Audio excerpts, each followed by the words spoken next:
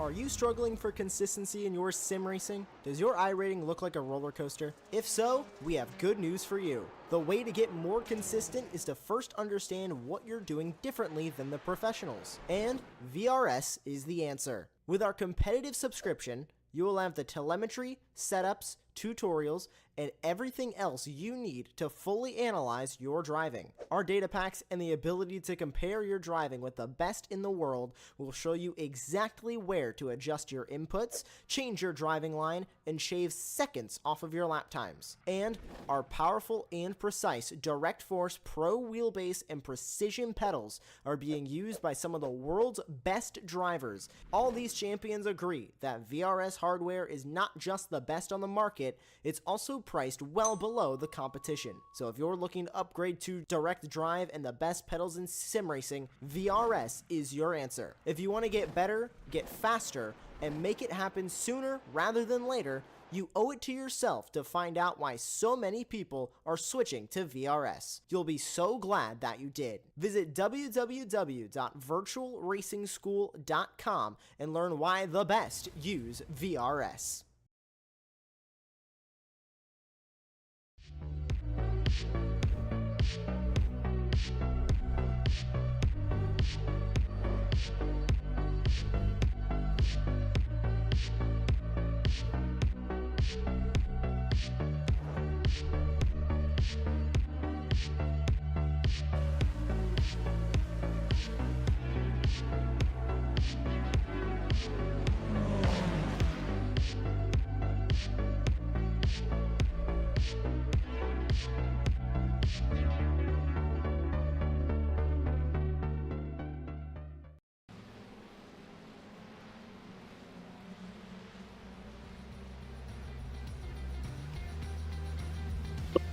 Well, good afternoon, everyone, and welcome here to Super Sunday here on Apex Racing TV and the Weekend Warriors series, where first up, as always, we've got the Formula Fords. My name is Ron Mons. Alongside me in the commentary booth is Charles Bichelle, and in the virtual production hall with our old buddy Josh Wilkie. Today we're here at Belle for the 8th round of the season. Now, this isn't the first time this series has been at this track. In fact, a few seasons ago, I was actually part of a broadcast here for the Formula Ford Weekend Warriors. But despite the fact that this track has been host of a race here with the Formula Ford Weekend Warriors before, this track is still quite daunting for a lot of these drivers. So Charles, to pass this off to you, would you like to use one word to describe the feelings that these drivers are going to have entering this race?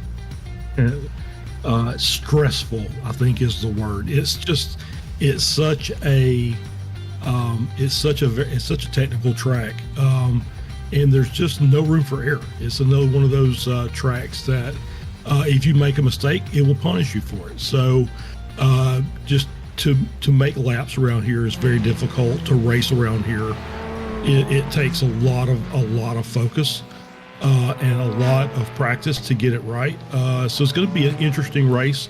It usually ends up being pretty good. I think the last time we were here, I think last season, no real major incidents. I think we had a few spins, solo spins, or maybe 2-car collisions, but no just, track blocking, half the field out collisions. So should be an interesting race, and I'm looking forward to it.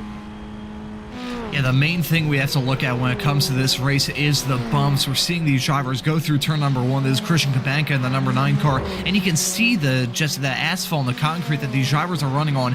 That is a real pain in the butt as well. Going over the bridge, exiting turn number 2. Countless drivers, including the pace car at the IndyCar race here back in 2018, have lost it going over that crest in the road. So I think that may be a real trouble spot for a lot of these drivers here this afternoon. You can see all the cracks in the road, all the bumps that these drivers have to deal with. They're clobbering the curbs as well, which, let's face it, even though these curbs are fairly big, they're enough to feel if you're driving a sports car or an Indy car around here back when they used to hold races here at Belle Isle. You're meant to feel them, and in these Formula Ford cars, despite the fact that usually we see these drivers avoid touching the curbs with a 10-foot pole, here at this track, the curbs are just another bump. They don't really care about them too much. But we're currently here in this qualifying session, about 13 minutes on the board, and I think we should probably talk talk about what happened last week at a very different track, that being Rennsport. That was an interesting race held in wet conditions, and we actually saw an S2 driver, that being Julian Ditchburn, take the overall win there in the S2 category. That was a very impressive result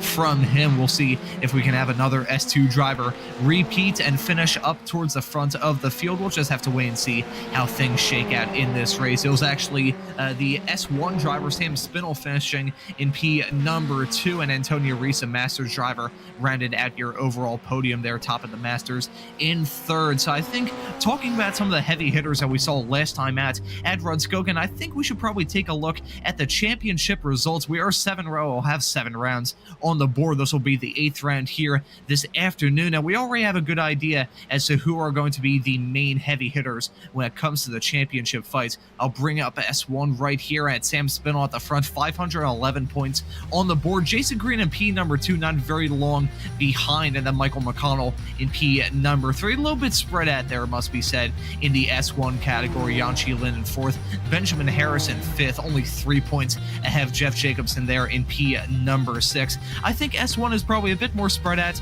than the other classes. Would you like to go over them, Charles? Sure, absolutely. In Spec 2, the aforementioned Julian Ditchburn leads 458 points.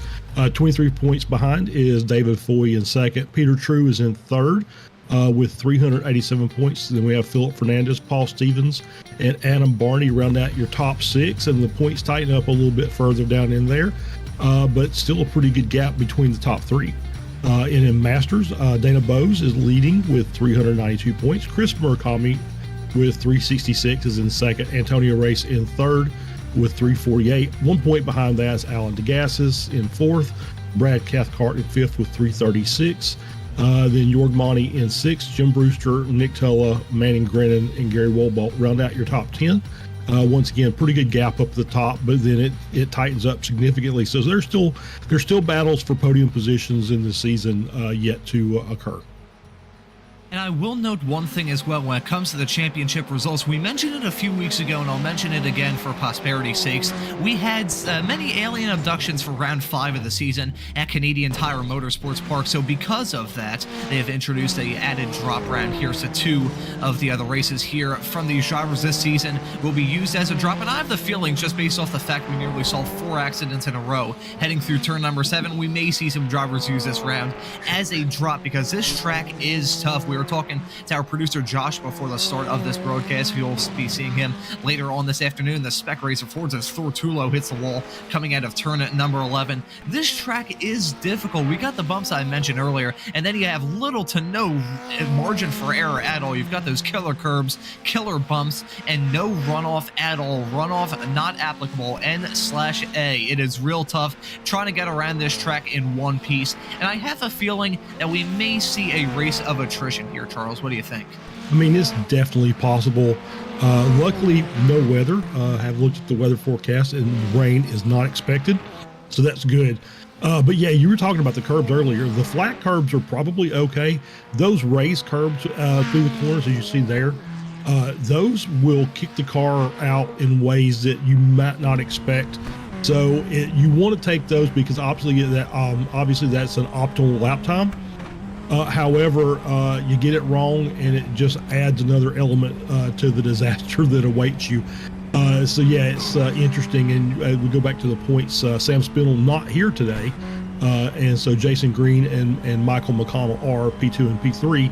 So that will tighten that Spec 1 class up a little more going into the next round. And we don't have a whole lot of races left to go here with this season. After this afternoon's races here at Belle Isle, we'll have Snetterton, Imola, Long Beach, another street circuit at the end of May, then VIR to round off the season on June the 2nd. So we don't have a whole lot of time left to go. So I think it's crunch time here for a lot of these drivers when it comes to their championship hopes. We've seen Jorg Monty get hit by falling anvils all throughout the season. We'll see if his luck is turning around as we approach the final stages here of this season. Currently P2 in this qualifying session right now at a 136.116. And then Christian Kamanka there is at the front of this qualifying session as things stand at the moment. You can see Jorg Monty coming through turn number 11 right now. I think there is no corner on this racetrack where I haven't hit the outside or inside barrier of. It is a pain in the butt. I think that will probably be a pervasive theme throughout this entire broadcast, mentioning how difficult this track is, but I have hit the wall just about everywhere in every single manner that you could. So turn number 11 that we saw York Monty go through not very long ago, that is a real tough spot. You have the track, it feels like it's falling away from you. You have a big bump in the middle of it as well, and that barrier just feels like it's 1,000 feet closer than the rest of them. It feels like there's no area, no room for error if you go off there. Yeah, we talked about before the broadcast, we talked amongst ourselves about this versus Long Beach. This feels like it's a faster track than Long Beach. Like there's more, it is a little more open. Long Beach is a little more condensed as far as the size. I think it's a little smaller. But still, they're very similar in nature. Is you don't really have a lot of room for error. And if you do make a mistake, the track will punish you for it. So it'll be interesting to see how these guys do, and I've hit that inside wall many times. So it's precision is going to be the name of the game today, and hopefully you don't get picked up in somebody else's mess, and you do those two things together, and you might have a pretty good race.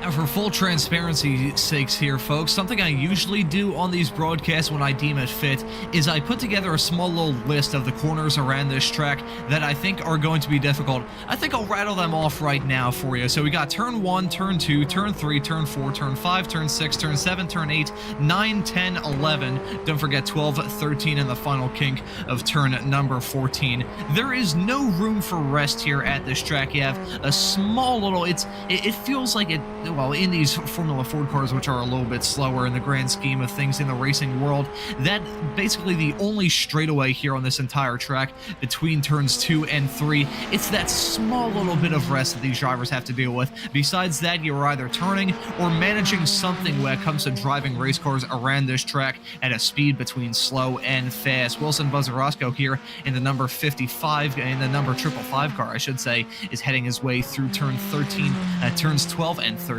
I should say there. Turn 13, you can see him getting very flirtatious with that outside barrier. That is another section of this racetrack where we're probably going to see some drivers clip that wall. I think when it comes to time for the pit stops that we have coming up in this 40-minute race, we are going to see a whole lot of drivers take those faster pairs.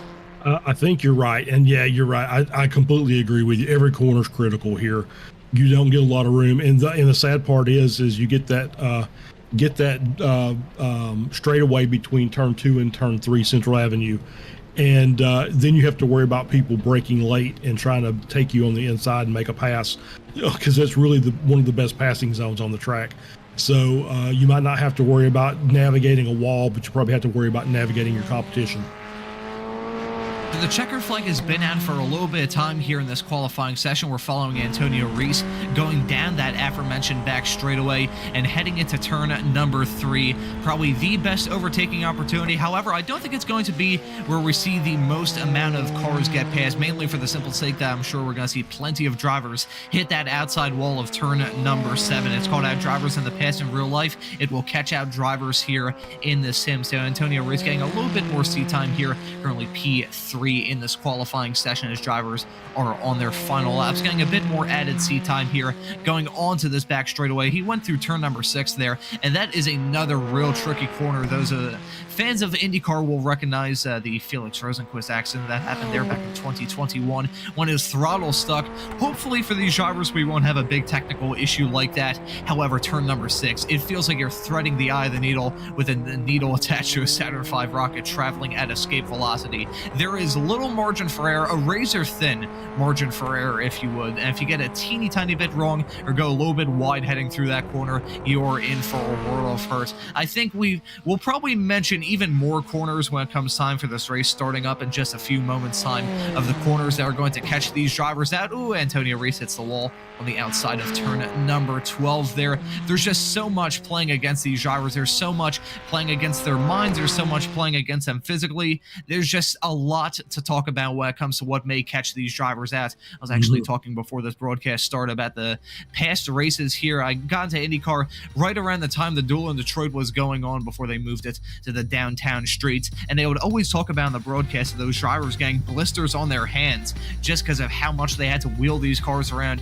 Hopefully we don't see these drivers get some blisters in the sim. However, they may get some blisters on their minds. Christian Kabanka is going to be starting this race from the pole in the number 9 car. He'll be starting alongside Jorg Mani, the Masters driver, in P number 2. That's Jason Green in 3rd. Antonio Reese in P number 4. Michael McConnell in 5th, looking to try and jump ahead of Jason Green there when it comes to that Spec 1 championship fight. That's Wilson Brazarosco, the top of the Spec 2 drivers. He'll be starting this race in 6th. That's Benjamin Harrison 7th. Trent Kramer in P number 8. Chris Murakami in 9th. And Pedro Carvalho rounding out your top 10.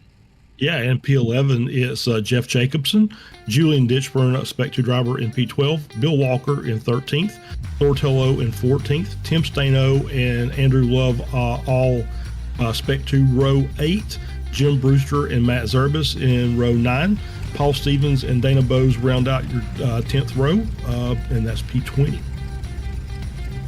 And going through now, we've got Philip Fernandez, Peter True, Brad Cathcart, Johan Bategna there in P number 24. That's Greg Holland, Sam King, Joshua Soto, John Toms, and Russell Teckler rounding at your 29-car grid here at Belle Isle. 29 cars is, I think, comparable to the field size that we'd usually see whenever IMSA used to race here, so I don't think we could see it. Lap traffic may play a big role here in this race at track with only one major overtaking opportunity that isn't completely sketchy. Lap traffic may be a huge factor when it comes to deciding who's going to win, who's going to finish on the podium, and who is going to do well here in this race. So you see the cars lined up there in that small little stretch between turns 11 and 12 there, a short pace lap, so we don't have a whole lot of time to kind of brace ourselves. There's a calm before the storm before all hell breaks loose in this race that we have coming up.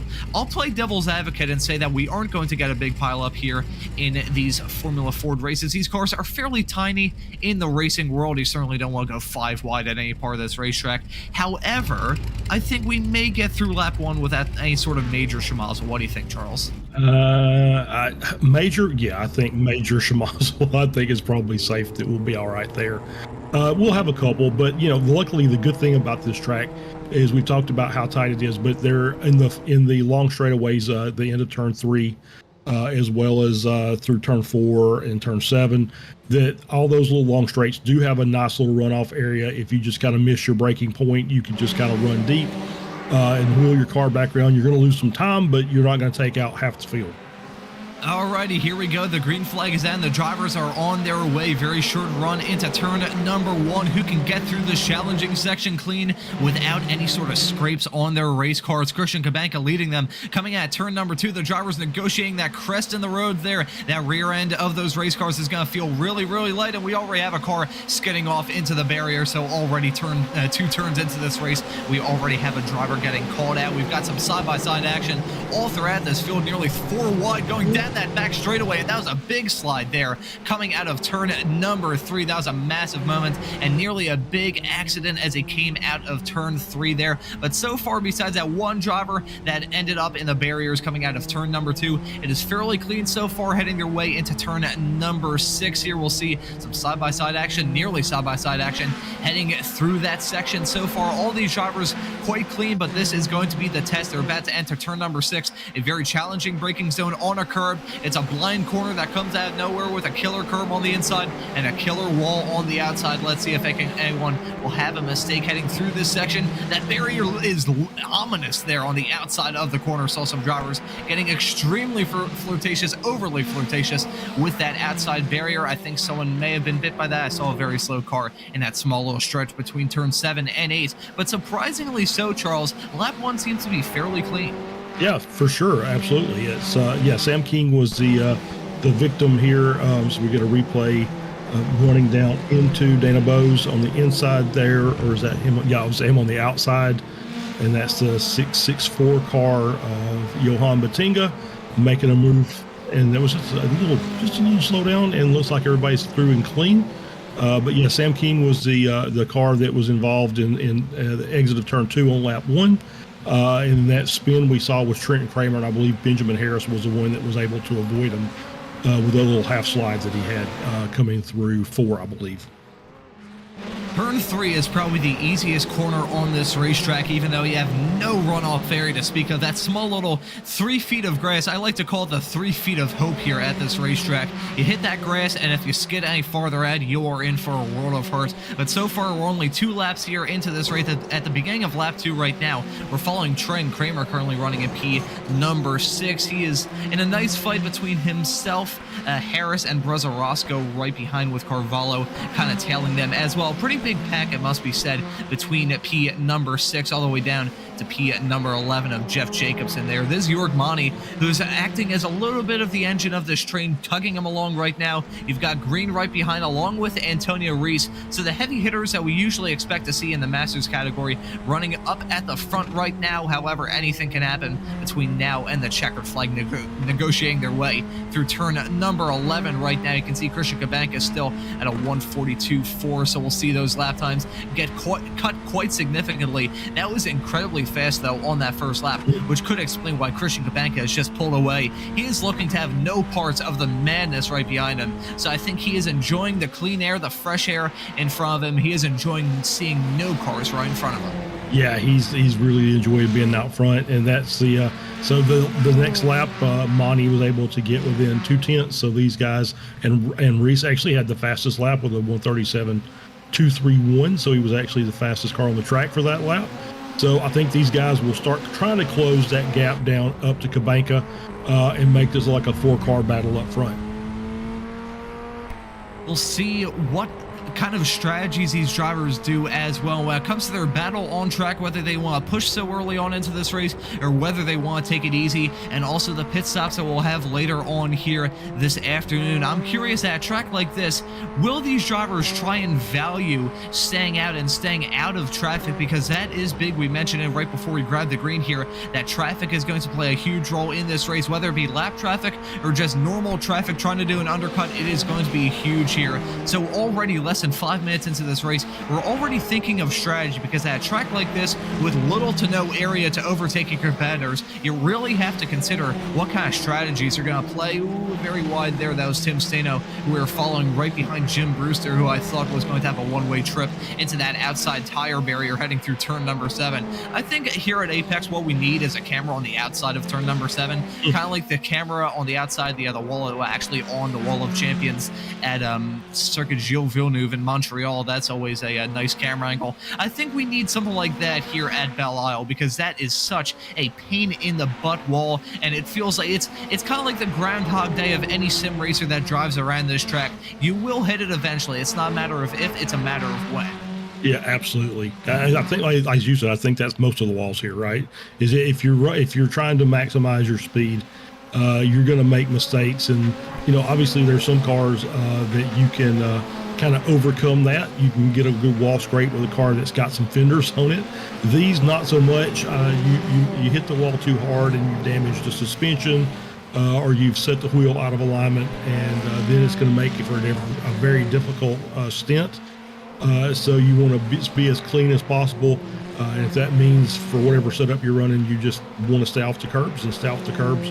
But yeah, you definitely don't want to scrape the walls. There's a couple of walls here that just feel like they jump out and grab you as you go by. And speaking of jumping out, Benjamin Harris has jumped up to P at number 6. He was involved in that small little train that was led by Kramer not very long ago. However, he has jumped up another position. Here's a nice result from him. He's currently the last of these drivers, and you've got Michael McConnell farther up the road in P number 5 right now. He's essentially in no man's land. Currently about 2 seconds back of Antonio Reese in P number 4, and about 3 seconds ahead of this man, Benjamin Harris, in P number 6 is Chris Murakami, who, as things stand at the moment, is currently running P3 in the Masters category, and the last of the drivers inside the top 10. However, he may not be in that position for very long. He's got Jeff Jacobson right up his trumpet here. Actually, he may try and size up a move on Carvalho before Jacobson could go for a move on him. Actually, Carvalho coming into the pits very, very early there. So the Brazilian going for an interesting strategy, going for the undercut. I wonder, was there any sort of damage in that race car that forced him to come into the pit so very early on? Or was it just an early strategy strategy call from the Portuguese driver. Well, it's interesting. I saw somebody bounce off the wall, and I don't know if it was him or not, but if it was, that was a very, very, very smart decision to just come into the pits now, take his fast repair, go ahead and fuel up. It's going to be borderline. I think you might can stretch the fuel to get to the end, but it's going to be very, very close. Also in the pits, as you see, is Love and Kramer. Looks like he is out. So yeah, it definitely looks like Kramer's out. So maybe there was a issue that he had. Maybe he also was one of those guys that may have hit the wall. Yeah, we'll see if we can find a replay to see what in the world happened to Trent Kramer. If not, we may have to posit the idea that the UFO abductions are back. Hey, Canadian Tire Motorsports Park isn't terribly far away from Belle Isle in Detroit, so we could see some sort of correlation. Fingers crossed we don't, because we don't want to see anyone get abducted into a UFO, obviously. However, it definitely wouldn't be out of the realm of possibilities. I think there may have been a moment for Jorg Mani. He's dropped out. He was running farther up towards the front of the field, was running in P3. He's now dropped down to P number 5 right now. So Jorg Mani had a big moment. I think we're going to take a look at a replay to see what happened to Jorg. This heading through turn number 8 right now, about to go through turn number 9 and 10. This is a tough section here with that ominous barrier on the outside. He actually spins going through the corner there, entering actually in the brakes, and you can see a very messed up front left tire. I can see that wobbling around. So Jorg Mani, I think, is also going to have to come into the pits, unless that was placebo from my end. No, yeah, it's actually come into the pits to try and repair that damage. And this right here is a replay of what happened to Trent Kramer a few moments beforehand. This heading into turn number 1 and 2 right now. We'll see what happens here. Ooh. Oh, he just was there. Yeah, I think I don't know if that was, if maybe there was an issue with maybe like a wheel malfunction, maybe no, he was just weaving and trying to get the car turned in, and it just would not turn right. Bounced it off the wall, and then the first time he hit the wall, it just made it want to hit the wall more. I couldn't tell if that was maybe like a rig malfunction or something like that. Maybe lost connectivity to his wheel.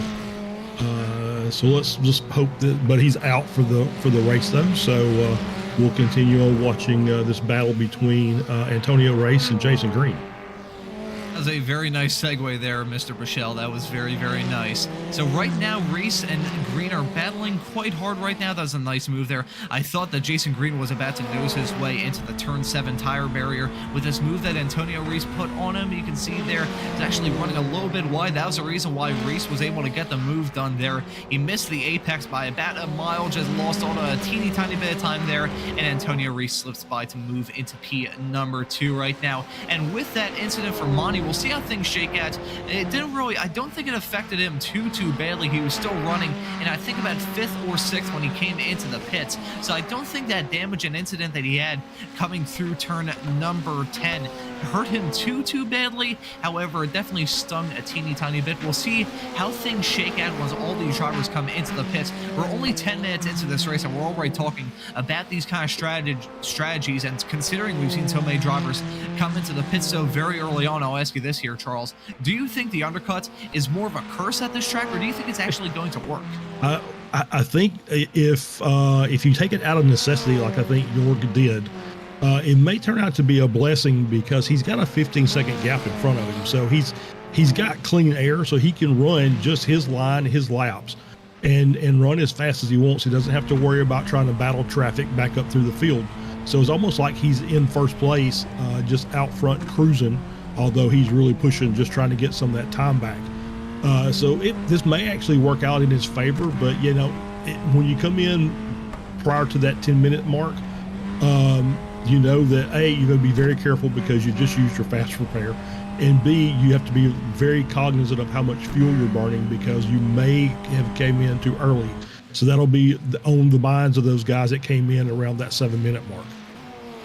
That's something I absolutely love about this series. A strategy that comes into winning or losing these races is so important. I think we have another replay here of some of the schmozzles that have been happening all throughout this field. This is Sam King here in the number 64 car, heading his way through turn number 5 right there. Nearly hit that outside barrier. No, there. Oh my God, he ends up on his lid there.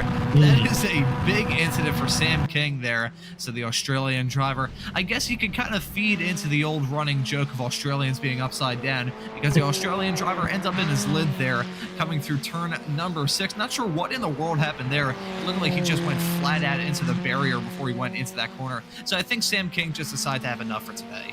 Yeah, I think you may be right. All right, we got a replay here with Dana Mose, and not really seeing. I'm sorry, guys. I'm kind of glitching out there a little bit. I think this is that's a quick little slowdown there from Dana Bose, and nothing too major. I'm looking through. I'm going to try and access my clock app here to try and see exactly what time it is in Australia. Of course, there's many different time zones in Australia, but we'll get a rough idea as to what it was for Sam King, because I mean, it feels like 12 o'clock. It feels like 12 midnight, and he was like, you know what? I've decided to have enough of this race and just decide to pile drive it into the barrier. I wouldn't necessarily blame him. So let me try and find that information here real quick. Yep, as we're looking at, once again, I'm struggling with the replay. Sam King. Ooh, that was a big hit into the tire barrier, too. Yeah. Yep.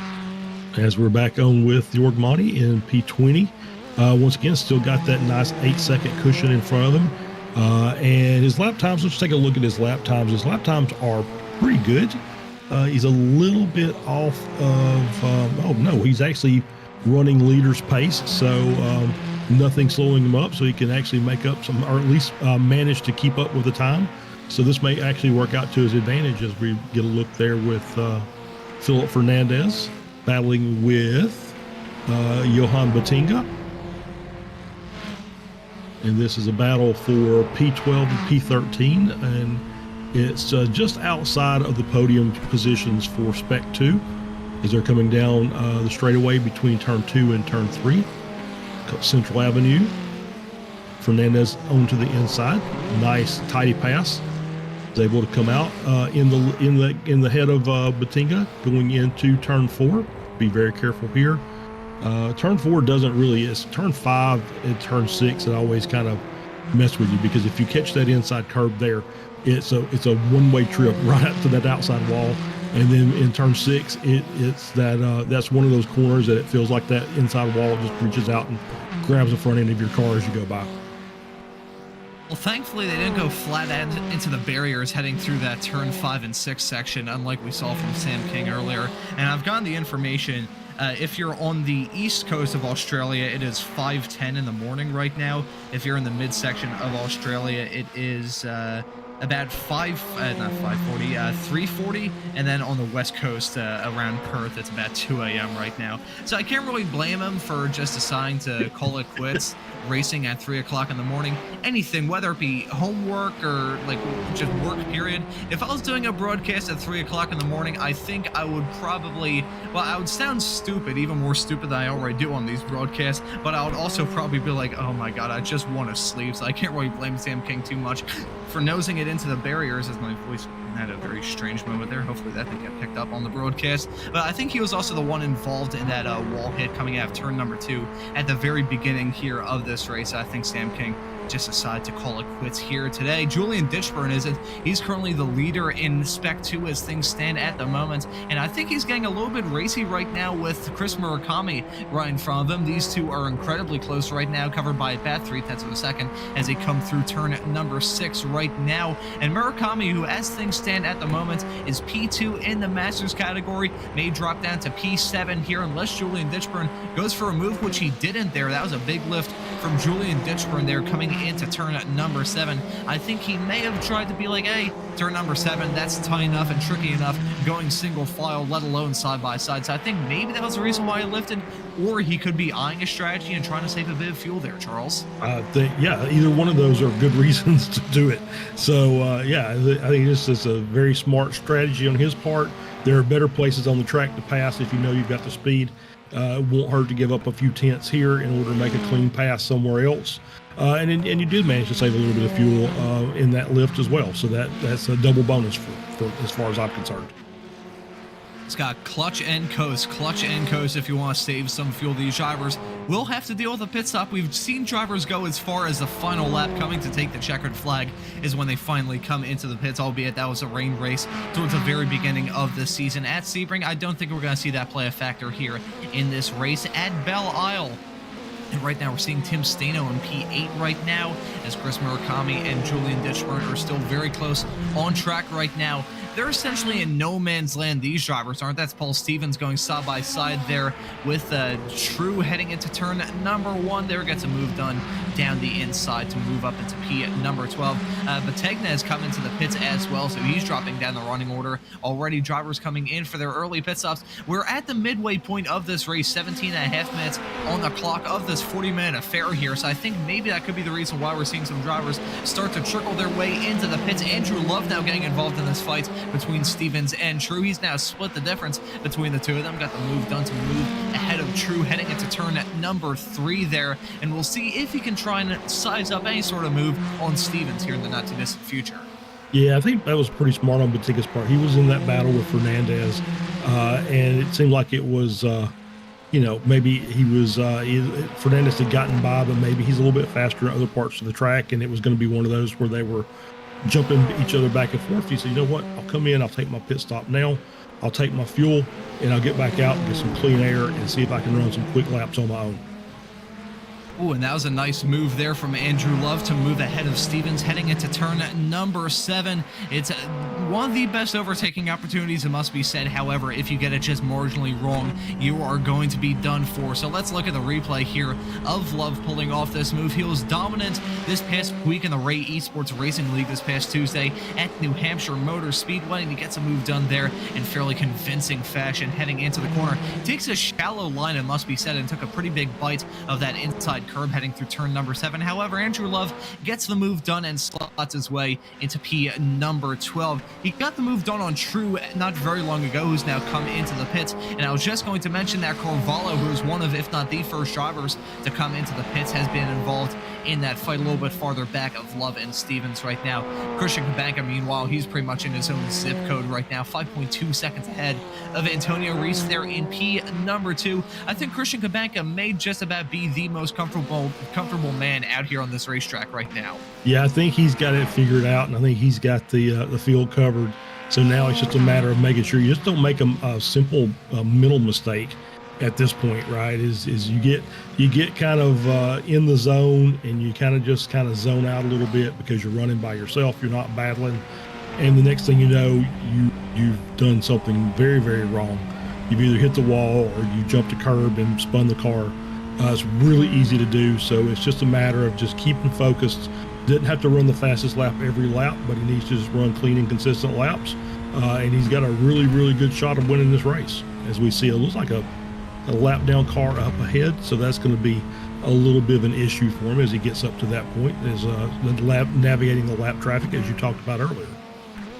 That, I believe, is a driver he started alongside. That is Jorg Mani. That's farther up the road right now as we're taking a look at some of the drivers and their remains, as we got a good view there of downtown Detroit.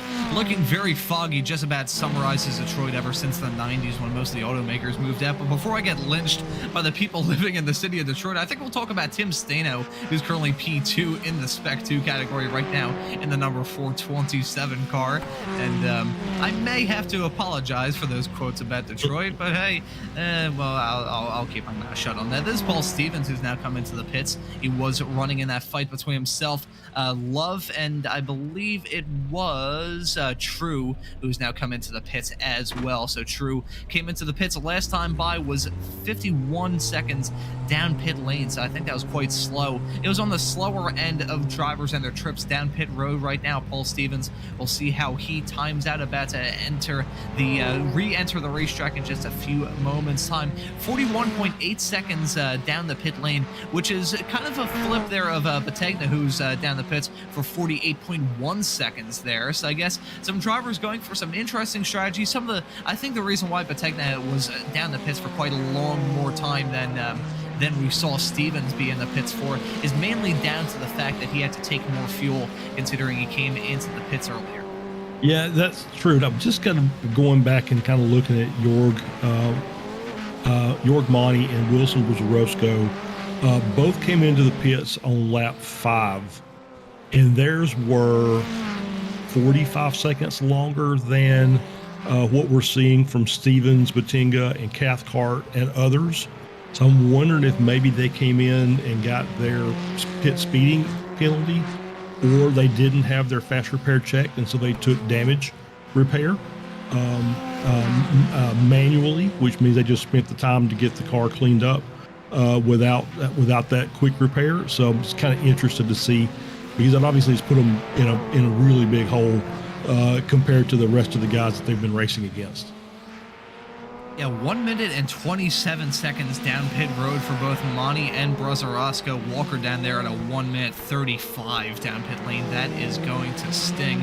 Those drivers are, well, Mani mainly, he is going to be at risk of falling a lap down here in the not too distant future. Cabanca is not a long ways off him now, so we'll see how Christian Cabanca can manage the lap traffic. If he gets called out a teeny tiny bit, the likes of Antonio Rees currently running in no man's land in P number 2, and this man, Jason Green, may be there to pick up the pieces. This is Christian Cabanca, who is slowly reeling in that lap traffic. I think the first car that he's going to have to deal with is Stevens. We may see him try and negotiate with him, actually too far away there for him to get the move done heading into turn number 3 here. There's no real good section of this racetrack to catch up lap traffic, if we're being brutally honest, as Christian Cabanca dips 2 wheels off into the grass there, coming out of turn number 3. Big curb whack on the inside of turn number 4. You can't really judge him too much for just eating the curbs like cereal with breakfast there, because I mean, it's worked out for him quite nicely. He still has a 5.5 second lead as things stand at the moment, over halfway into this race, and I don't think he's going to get slowed up by lap traffic too much. He catches them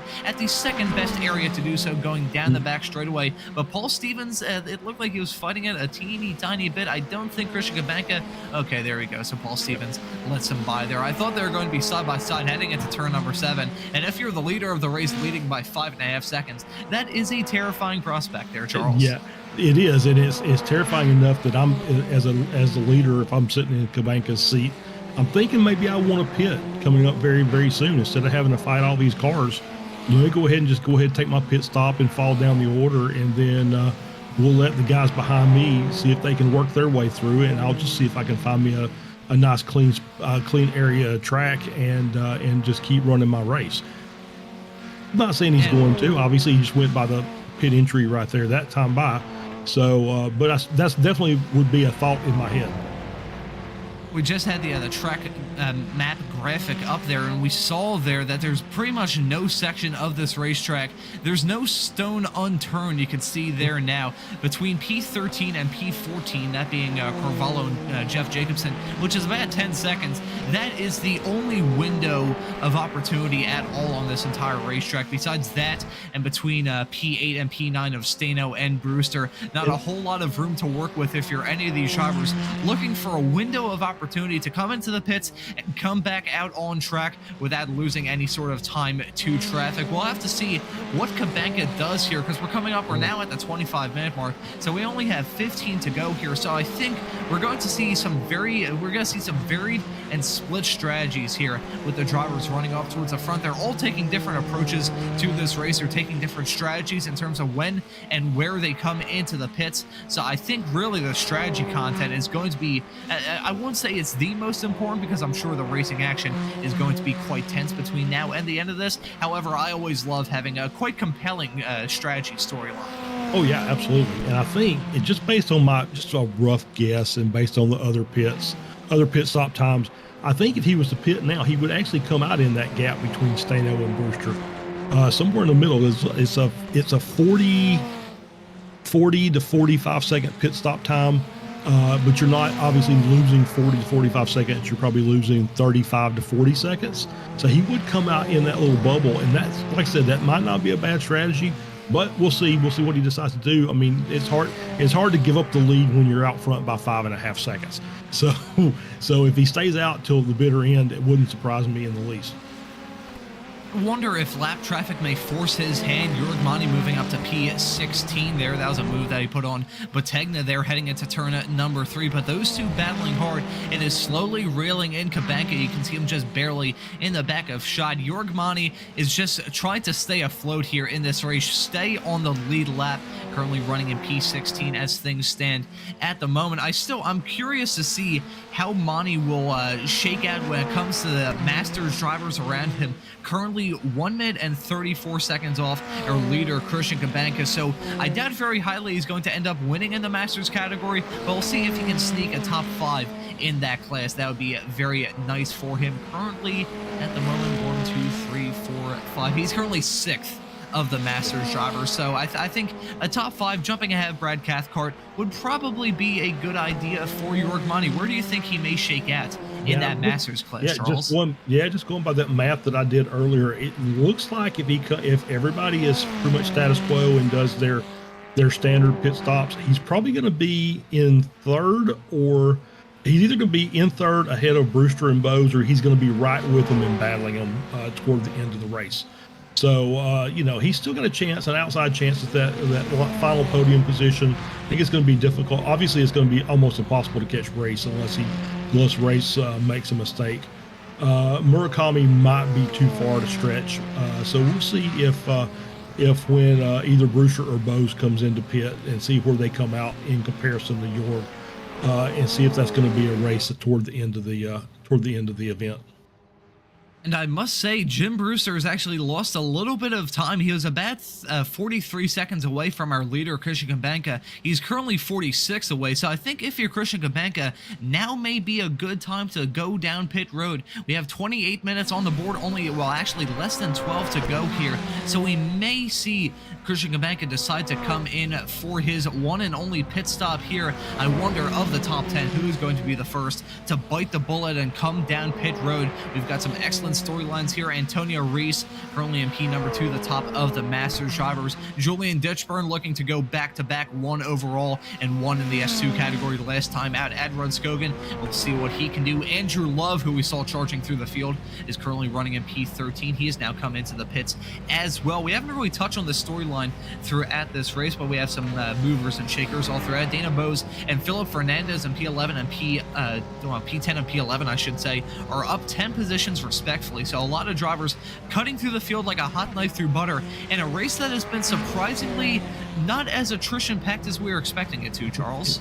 No, it's been a very clean race so far. We've had just a couple of spins, a couple of incidents where they've clattered the wall. But yeah, it's been, no major drama, which is what we like. We like it when it's, we hate to see anybody wreck out of a race, but I think we'd much rather it just be a single car as opposed to Kabanka's in now. Ooh, this is the leader of the race pitting. He's led pretty much ever since the green flag came out here. So Christian Kabanka in the number 9 car stopped right behind that Porsche pace car. Hopefully that car has been running ever since we grabbed the green here. Otherwise he may be getting smoked out here as he exits the pits there and morphs with himself and the Porsche pace car there. Christian Kabanka exiting out in P number 6 right now, and he is in that window of opportunity. Chris Murakami up the road is 4 seconds behind, 4 seconds ahead, I should say, and Tim Stano is about 5 seconds behind him. So Christian Kabanka is in that beautiful window of opportunity to try and put together some fantastic laps and see what he can do. Harris, Brewster, Bose, and Fernandez are in the pits as well. Now Harris is exiting. Brewster is going to be exiting out here in the not too distant future. He's been stopped quite some time here. We'll see what kind of pit stop he has. This is a slow stop. This is a bad stop for Jim Brewster. 17.6 seconds there, 2 seconds slower than Bose there, who jumps ahead of him. So that fight for the final podium position in that Masters category likely being decided by pit stops. However, we still have 9.5 minutes left to go here, and those two, despite the fact that Bose was in the pits for 2 seconds shorter than Jim Brewster, he's still not very far off Brewster, it must be said. No, absolutely not. Yeah, Jim had a little bit slow stop. It just kind of looks like he took an extra lap of fuel. So it's a judgment call. Most of these races are. We've seen where that last lap is either it's judged at the very end by just a few seconds one way or the other. So split strategies there with Bose taking a little bit lesser fuel than Brewster. And so now Monty just kind of looking at the gap where he was versus those guys. He's about 10 or so seconds behind them. So he's got Philip Fernandez just in front, about 3 seconds, and then Cathcart, Brewster, and Bose. as we see Green coming out here. Looks like he is right behind Antonio Reese there. Yep. So I think the gap between those two got closed up. It got vacuum sealed, and really all of these drivers are incredibly close right now. You can see Reese, Green, McConnell there involved, some lap traffic thrown into the mix as well. Meanwhile, in the S2 category, Julian Ditchburn has come out of the pits, and he is already away. Tim Stano as well. He's actually a 1/10 of a second quicker down pit road. However, Julian Ditchburn is still leading in the S2 category right now. Pedro Carvalho coming into the pits again here. So he was one of the first drivers to come in with that early strategy. So I guess he just didn't have enough fuel to make it to the end. He pit around that 7-minute mark. So him with only 7.9 seconds stopped in his box there. Pedro Carvalho having to come in for a second time, which is not ideal for the Portuguese driver, who I may have accidentally called Brazilian earlier on in this broadcast. I apologize for that. However, that is not ideal for him to come into the pits. Yet again, he's still slotted in P3 right now in the Spec 2 category. However, you gotta wonder how things may have shaken out if he took one pit stop instead of two. Yeah, it's just, I think that was out of necessity, unfortunately. So he had to come in, get his fast repair, get as much fuel as he could take on, and then obviously realize it was not going to be enough. He had to come in and make that second stop. Now we've got Christian Kabenka, who, as things stand at the moment, has actually grown his gap between himself and Antonio Reese there. It would be about 6.5 seconds right now, and he also has a very faint toe there from Chris Murakami, who has not come into the pits just yet. So the driver in the Masters category currently leading it at the moment. However, he will have to come into the pits in the not-too-distant future. The checkered flag is coming out in about 7 minutes time. This race has absolutely flown by here at Belle Isle, and there's still a lot to be decided. Green just got a move done there on Antonio Reese, a slot into P2, net P2, P3 as things stand at the moment. Antonio Reese is still the leader in that Masters category, but those two were very, very close with the round of pit stops they just had. They were separated by about 2 seconds not very long ago. However, as we're taking a look, as being evidenced here by this move that Jason Green is about to pull off here on Antonio Reese with this replay, heading into turn number 3 here. Fairly textbook stuff, it must be said. I don't think Antonio Reese fought that too hard, but Jason Green pulls off a strategy masterclass to close that gap between himself and Antonio Reese, and looks like, as things stand at the moment, he may be finishing this race in P2. Speaking of P2, Chris Murakami has gotten overtaken by Christian Kabenka, so he's lost 4 seconds on this lap alone. So I think Christian Kabenka, while he's in the lead of the race, and it's just going to be sailing between now and the end of this, but Chris Murakami, I'm curious, did he hit the wall and pick up some sort of damage? Because just in my time talking, he was 2 seconds ahead of Kabenka. Now he's 6 seconds back, so I wonder if there's some sort of damage on that race car. I don't know, but Murakami's in the pits now, so he's going to get his pit stop as we're at the 34.5 minute, almost 35-minute mark of the race. So this will be, I think he's the last guy. Yep, he's the last one to come in. So he'll be come out, and we'll see where he comes out in relationship to the Bose and Brewster battle a little further back. So I think he's going to be in good shape to at least secure a podium here as we're looking, unless something major happens on his pit stop. So I'm kind of watching the time. That's a little bit long, but not horrible. So 16.5 stopped. And so he did come out, I think, in pretty good shape.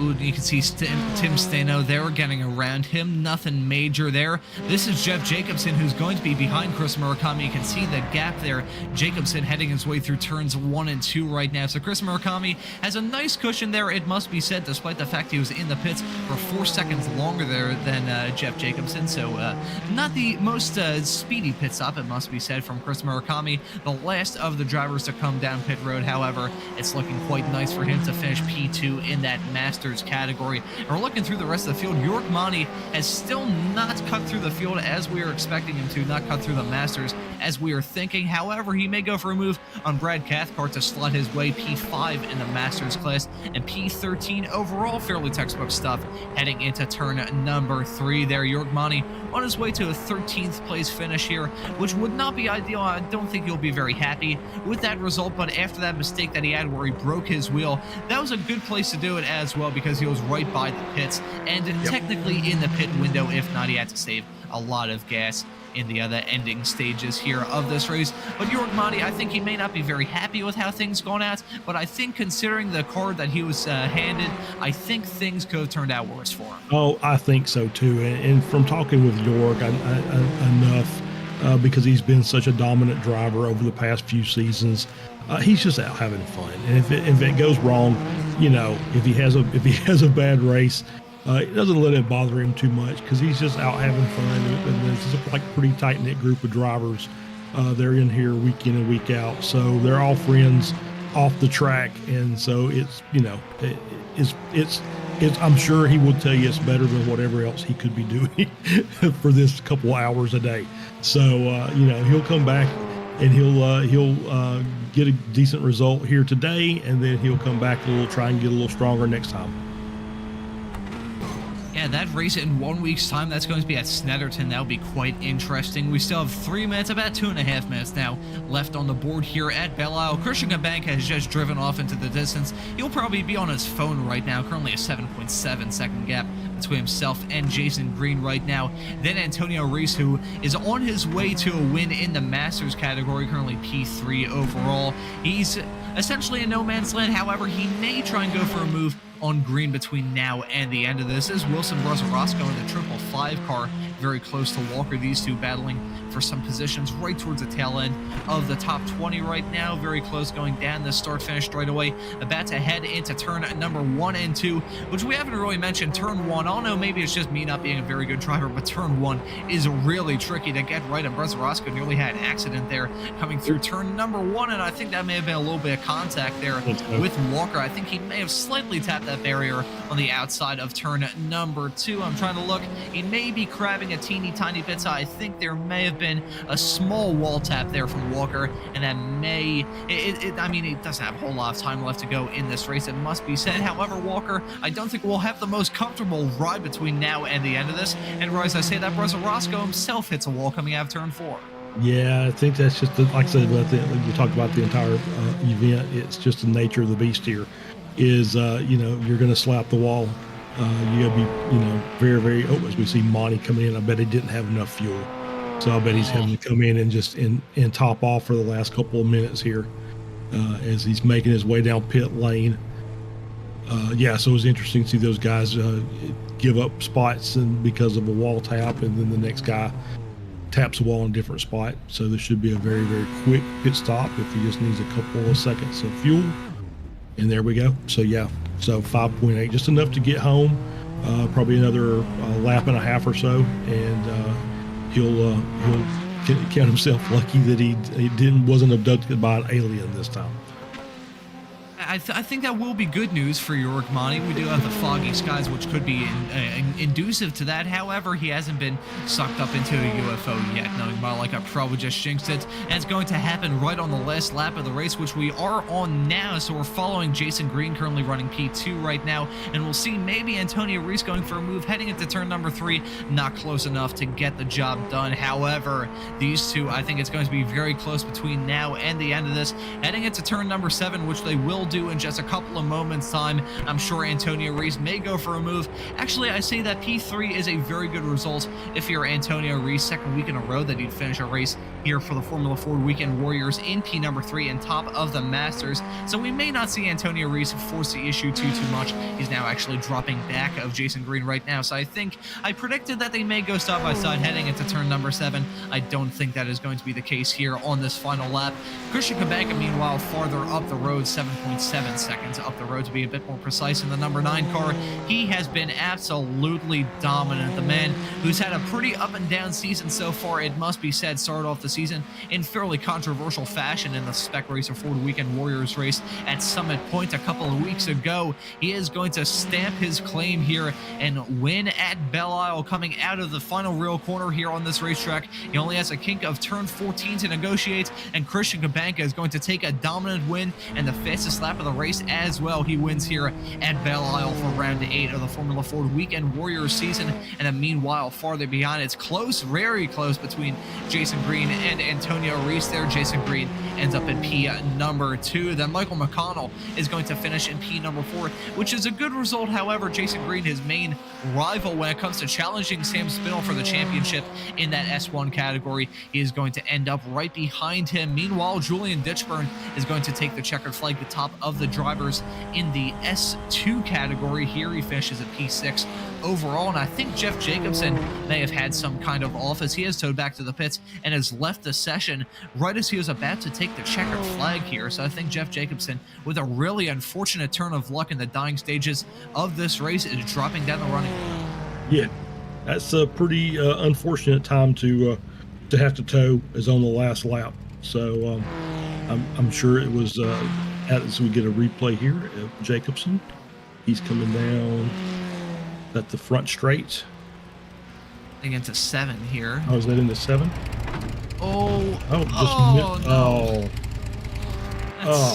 So misses breaking that's point. Infuriating to see. Yeah, misses breaking point. Thought about taking the little escape road there, but did not quite get. He was out of gas. Okay. Oh. Yeah, just so okay. I'm out of fuel, so let me just park it here, and we'll go for the next race. That's still gonna sting though, running out of gas in the late stages here of this race. I think he was running solidly inside the top 12, if not knocking on the doors of the top 12, running inside the top 15. However, for him, things did not go to plan on the final lap of the race, and I think he was the only driver to actually hit the wall in turn number 7, so it shows you how much we know about racing. The fact we hyped that turn 7 as being a real trouble spot, and he was the only driver to hit that barrier and really had no choice in the matter. But all the cars have taken the checkered flag here at Belle Isle, and I think we're going to get the results from this race in just a few moments' time. An interesting meeting here at Belle Isle for sure, but an entertaining one as well. And it was Christian Gabanka dominant, leading pretty much from lights to flag there. He wins by 7.4 seconds over Jason Green there in P number 2, who may end up taking the championship lead as a result of Sam Spinell, the Brit, not being here. He ends up in P number 2, and Antonio Reese, for the second week in a row, finishes in P number 3, the top of the Masters drivers there. And then it's going to be Michael McConnell there in P number 4, Benjamin Harris in 5th, Julian Ditchburn, the top of the drivers in the Spec 2 category. He'll end up this race in P number 6. Tim Steno right behind him in 7th. Chris Murakami, who's the only other driver besides Christian Gabanka to lead a lap in this race, he ends up in P number 8. Dana Bose in 9th, and Jim Brewster is going to round out your top 10. Yeah, P11 is Pedro Carvalho. Philip Fernandez is in 12th. Andrew Love 13th. Johan Batinga in 14th. Paul Stevens 15th. Jorg Monty 16th after that second pit stop for fuel. Jeff Jacobson 17th. Brad Cathcart 18th, Wilson Bruzarosco in 19th, Bill Walker in 20th, Peter True in 21st, Greg Holland in 22nd, Trenton Kramer 23rd, Josh Soto in 24th, Sam King in 25th after that lap 1 incident, Thor Tolo, Matt Zerbs, John Toms rounds out your 28 car grid. I think we missed somebody, but I think that I think that's all. So yeah, it was a really good race. No major catastrophes, a couple small minor catastrophes, but no big incidents. And so for the most part, the drivers did a really good job of just keeping their cars clean. Had a few guys have to come in and take their fast repairs, kind of got off cycle with fueling. So it was a double pit stop, unfortunately, for a few of those guys that had to come in around lap 5. And otherwise, Christian Gabanka, start to finish, great drive, for 40 minutes. So well done to him.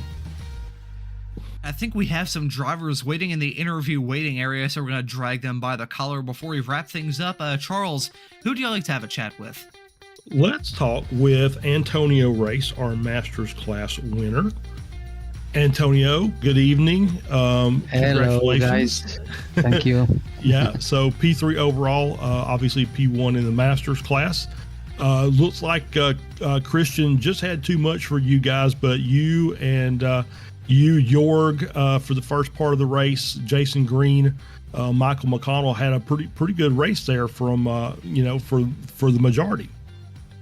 Yeah, we was all together, and I was thinking maybe I have to give up a few positions since I could not hold them back. But anyway, the things was going in different way, so I catch up myself on the second position after that. I don't know how, but anyway, it was a good race. Yeah, we've been talking obviously about how difficult this track is. So, from your perspective, when you're out there and you're battling with 4 or 5 other guys on a track this tight, what is your main focus during the race? I'm going to tell you a secret. I drive for many years with 3 monitors, and now I'm using VR. And on these kind of tracks, you have a little kind of a difficult to see the apex of the turns. The VR is much more comfortable. You feel really immersed on the race, so it's kind of a relaxing race for me.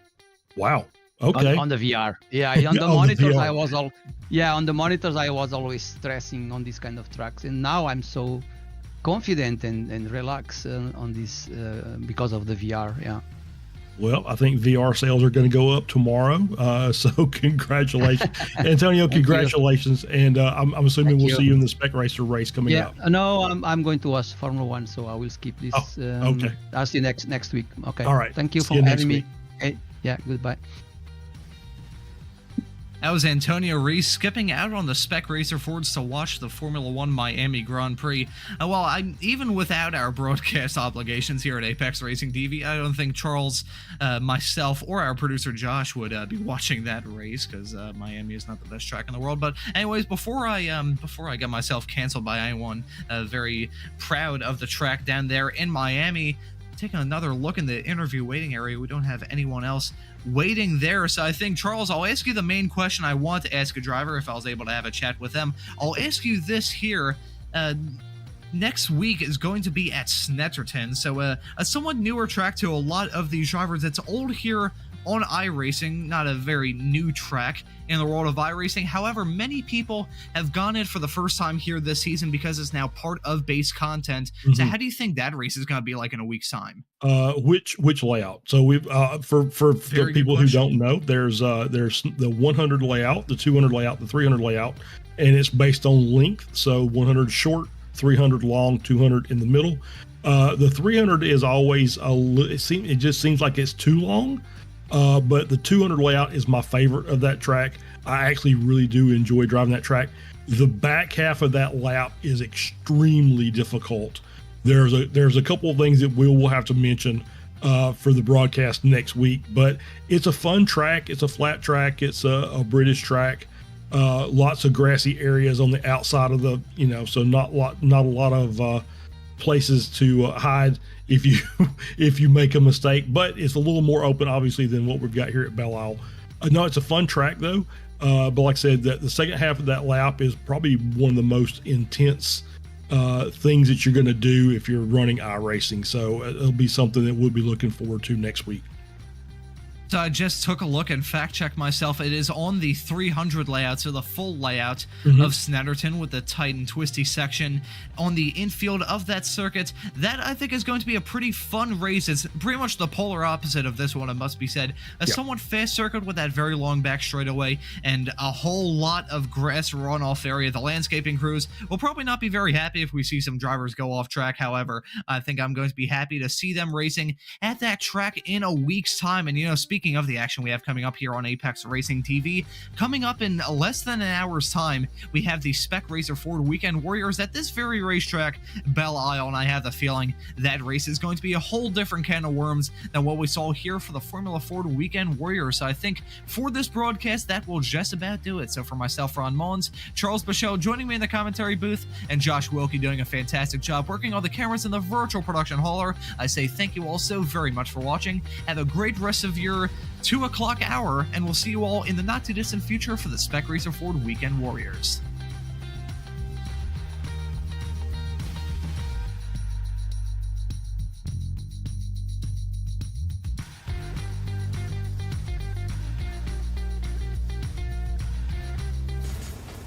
Are you struggling for consistency in your sim racing? Does your iRating look like a roller coaster? If so, we have good news for you. The way to get more consistent is to first understand what you're doing differently than the professionals. And VRS is the answer. With our competitive subscription, you will have the telemetry, setups, tutorials, and everything else you need to fully analyze your driving. Our data packs and the ability to compare your driving with the best in the world will show you exactly where to adjust your inputs, change your driving line, and shave seconds off of your lap times. And our powerful and precise Direct Force Pro wheelbase and precision pedals are being used by some of the world's best drivers. All these champions agree that VRS hardware is not just the best on the market, it's also priced well below the competition. So if you're looking to upgrade to direct drive and the best pedals in sim racing, VRS is your answer. If you want to get better, get faster, and make it happen sooner rather than later, you owe it to yourself to find out why so many people are switching to VRS. You'll be so glad that you did. Visit www.virtualracingschool.com and learn why the best use VR.